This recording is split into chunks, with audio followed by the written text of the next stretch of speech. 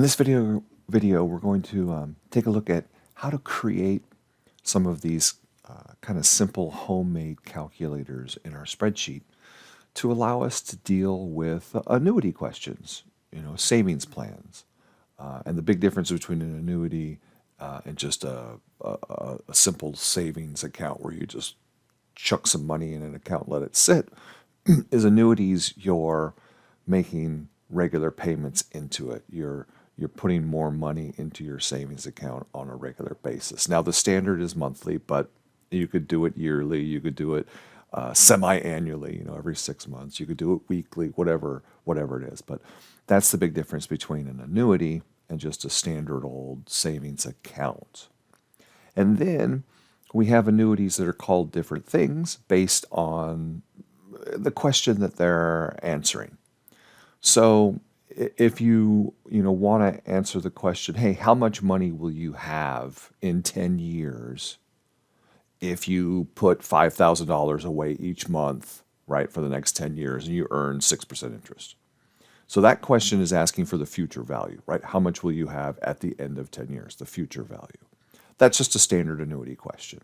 And that's what we call solve for A question, because we're asking for A, right? In the formula, A is the future amount. PMT, payment, that's the amount that you're putting in every month or every year, with the regular amount that you're depositing. And then R is your interest rate. N is the number of times that you're making these payments in 1 year, right? So if you're doing monthly payments, N is 12. If you're doing weekly payments, N is 52, and so on and so forth. And then Y, just like all of our financial formulas, Y is the number of years, right? So if we're looking for how much we'll have after 10 years, then Y would be 10. If we wanted to know how much we would have in 18 months, right, Y would be 1.5. Because we always have to convert it into years, and 18 months is 1.5 years.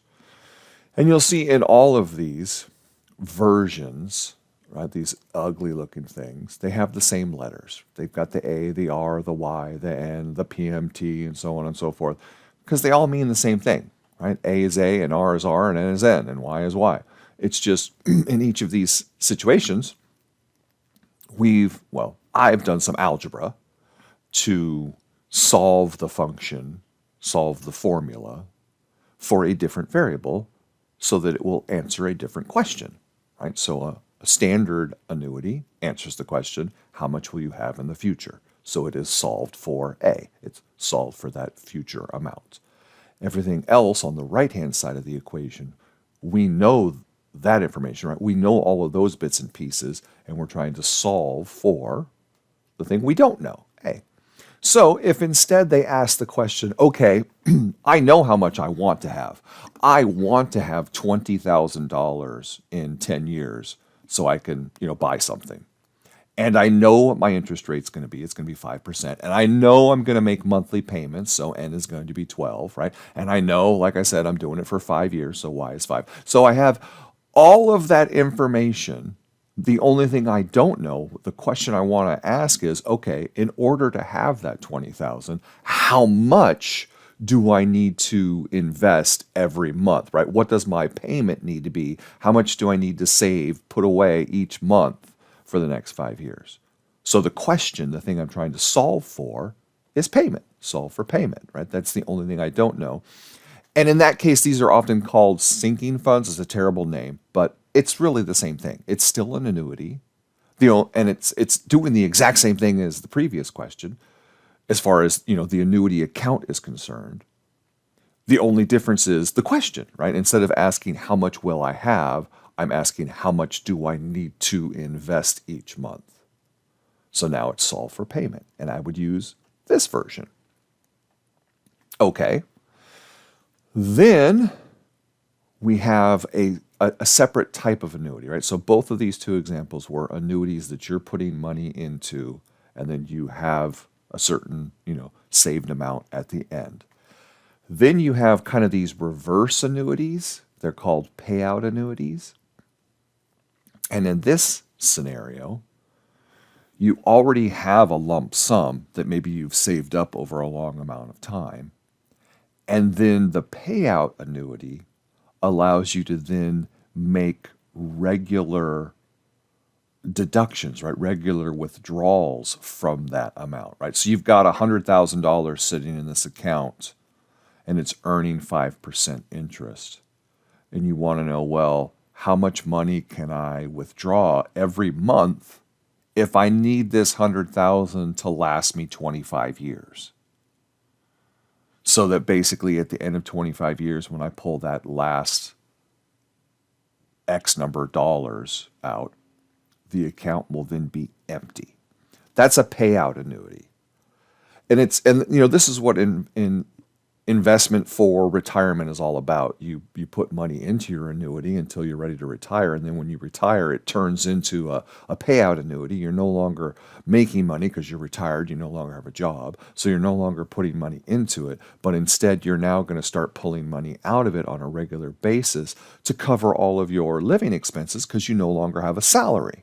And so your regular annuity just becomes a payout annuity. And then you can have two different types of questions. You can have the question of, okay, I know that in retirement, I'm going to need $5,000 a month, and I'm going to assume that I'm going to live for 40 years in retirement. So I need to take out $5,000 a month for 40 years, right? So if I'm going to do all that, how much money do I need to start with in order to pull that money out? So you can see that everything I know is on the right-hand side. I know what my monthly payment is, this $5,000 a month. I know how long I'm doing it, interest rates, I'm doing it monthly, blah, blah, blah. The only thing I don't know is how much money I need to start with, right? Do I need $2 million in that account? Do I need, 300,000? Do I need 10 million, right? What do I need? That's my P sub zero. That's my starting principle. And you can think of that as just the same damn thing as just P. It's really the same thing as A. It's just A is talking about something that's in the future, so we give it a different letter. But it's still the same idea. P is just a big lump sum that needs to be sitting in there for me to withdraw from. So in this case, my payout annuity is solved for my starting principle, right? How much money do I need to start with in order to make these withdrawals? And then this last one, my payout annuity, is solved for the payment, right? Payment's all by itself.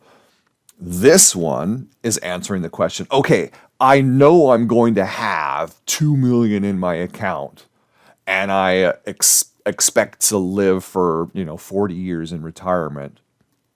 So I know how much I'll have. I know how long I'm going to do it. 40 years, that's my Y. I know I'm going to take out my money each month, right? So my N is 12, and I know that my money is going to earn, let's say, 5%. So I've got my R. My question now is, okay, how much can I take out each month then? And then that's solved for payment. Okay, so those are our four scenarios. Now all we got to do is create these calculators in our spreadsheet so that we can answer those questions and we can change the parameters, right? We can change our payments, we can change our amounts and all this kind of stuff, and then it'll auto adjust to answer the question again. And I've done the hard part. I've taken these formulas and I've written them out in, spreadsheet language with spreadsheet symbols. The only symbols I've left out are asterisks for all multiplication, because you always have to use asterisks for multiplication. Okay, I've given you a little guide over here that if you use these numbers in your calculator and you have it set up correctly, you should get this answer. So you always want to start with these numbers, right? So $100, 6%, 12, so we're doing monthly, and we're going to do it for 40 years. And if everything is set up correctly, your answer should be 199, 149.07, which it is, right? I've already done this one. But let's go through it and see how we can create this function, this calculator in our spreadsheet. Well, spreadsheet calculations always start with equals because we're telling it to compute something. Tell me what this equals. And then it's really just a matter of copying this expression, remembering to put in asterisks for multiplication, and then instead of PMT, we just need to click in the space where that number lives, right? So we click on, in my case, K4. Yours might be in a different place in your spreadsheet. And then I see that PMT needs to be multiplied by some stuff, so there's my asterisk, and it needs to have two parentheses, easy enough, and then 1 plus R over N, so there's 1 plus, And then R and N, those are numbers, right? So I got to click on, instead of writing in R, I'm going to click on R and then forward slash for divided by. There is my N. I get to close that parentheses. And then the next thing is this little caret. It's the thing that's above the 6. And that means raised to a power. We need a parentheses because we need to raise it to N times Y. So again, we click on N asterisk, because multiplication, right? We always got to put the asterisk in there. Click on Y, close the parentheses. We've now closed that one. We need -1 and another closed parentheses. So -1, another closed parentheses, then division, another forward slash, and then in parentheses R divided by N. So there's parentheses, and then click on R, forward slash, click on N, close the parentheses, and it's nice, it always kind of reminds you, okay, I've now closed that pair. But in any case, hit enter, and ta-da, same number. So I know I haven't made any mistakes. Okay? Exact same process down here. I'm going to leave this one for you guys because it's literally the exact same formula, just things have been moved around. So work on that, right? Use these numbers, put in the same numbers, the 700,000, 9%, 12 for 3 years. Make sure you get this $17,009.81, and then go from there. This thing here, I did this for a previous homework example, and this was just a way of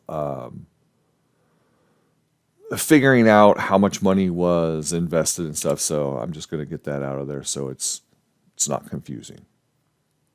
And then same thing for this. These are extra calculations that I put in here for doing things like how much total money did you invest, and then therefore how much total interest did you earn, right? So if you can, how much money you invest is always all the money you deposited, right? So if you're putting in a payment of $17,000 and you're doing it monthly for 3 years, it's just going to be this number times 12 times 3. So you can always figure out, total invested is always very simply going to equal wherever your payment is times N times Y.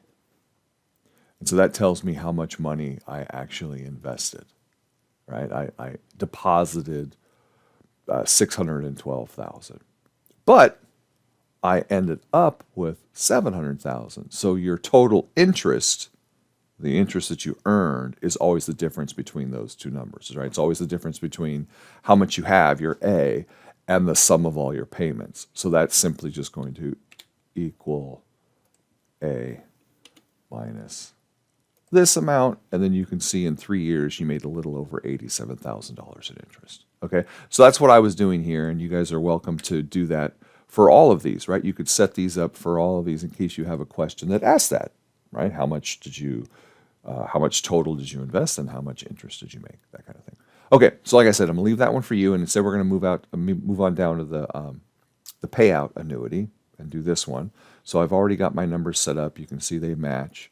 So it's just the same thing, right? We start with equals, and then we need to recreate this expression. So click on where our payment is, asterisk for multiplication, and then open parentheses 1 minus, right? 1 minus, and then parentheses 1 plus, and then R divided by N. So there's R forward slash N.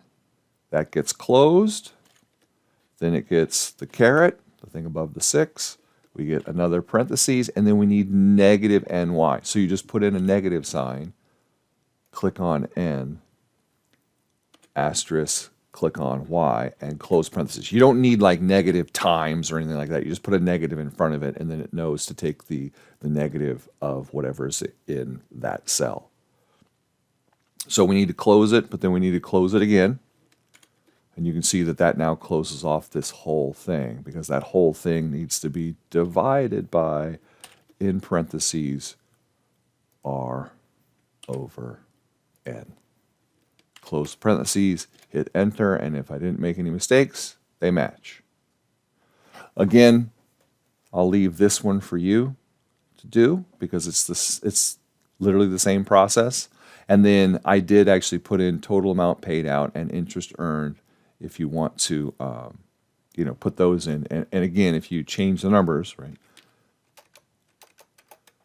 2.5 million at 3% for monthly for 35 years, there's my payment, there's how much that's been paid out, and there is my interest. So in this case, if you had 2.5 million in your retirement account and that account was earning 3% interest and you wanted to take out a certain amount each month, monthly for 35 years, you could afford to take out 96, right, 9,600 and change per month.